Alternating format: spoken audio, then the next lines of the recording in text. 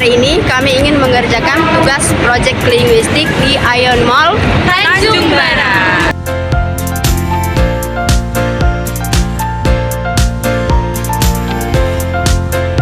Selamat menyaksikan.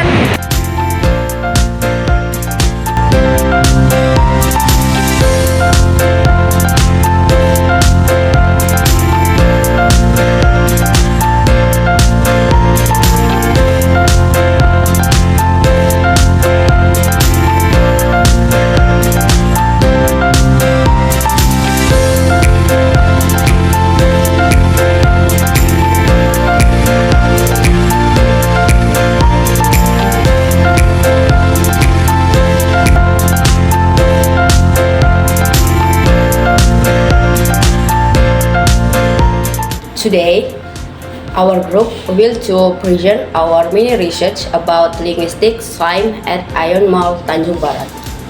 We analyze public signage using pragmatic, semiotic, stylistic, and linguistic landscape perspective.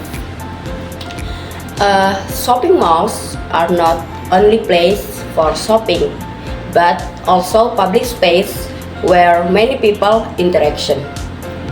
Because of that, sign in mall play an important role to guide, warn, and control visitor behavior. The purpose of this research is to see how signs communicate message, what meanings they carry, and who produce them, whether from authorities or private business. From a pragmatic perspective, most signs function as directive speech act. They tell people what to do or what not to do, even without using imperative verb. Meanwhile, commercial signs focus more on persuasion to attraction customer. I will explain about semiotics. The first, at the denotative level, the signs have very clear and direct meanings. The symbols and text are designed so people can understand them quickly without confusion. The second, at the connotative level, colors and symbols carry additional meanings. For example, green creates a sense of safety, while red shows danger or prohibition. And the last, the use of bilingual signs also suggests inclusivity and globalization. At the mid-level, the signs reflect broader culture values. They represent the idea of a modern society that is organized, disciplined, and efficient. Mall signage also supports the image of urban and customer lifestyle.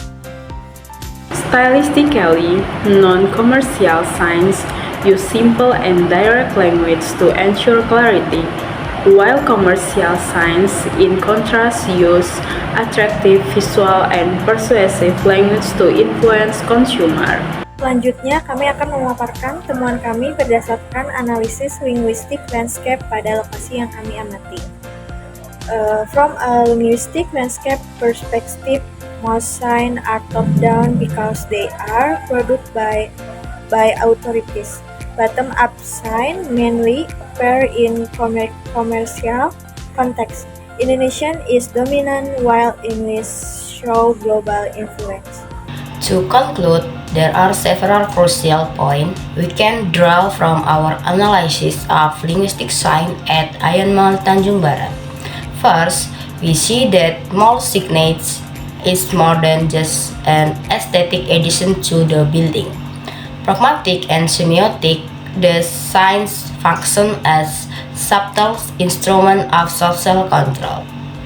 They dictate how we should behave, when to be quiet, where to walk, and what is prohibited without making us feel physically forced.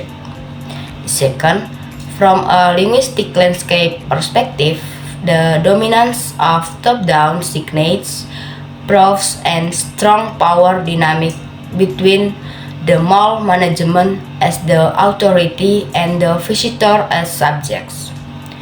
This creates an image of a modern society that is disciplined and orderly, a myth or cultural value that the malls aims to establish. And the last one, the stylistic and the choice of bilingual language show an effort to balance local identity with global lifestyle demands. Indonesian remains the primary pillar where English used to provide an impression of prestige and international inclusivity. In conclusion, language and visual sign in public space like Ion Mall from a complex communication ecosystem. They work together to create a space that is safe, efficient, and economical persuasive. That concludes our presentation. Thank you for your attention.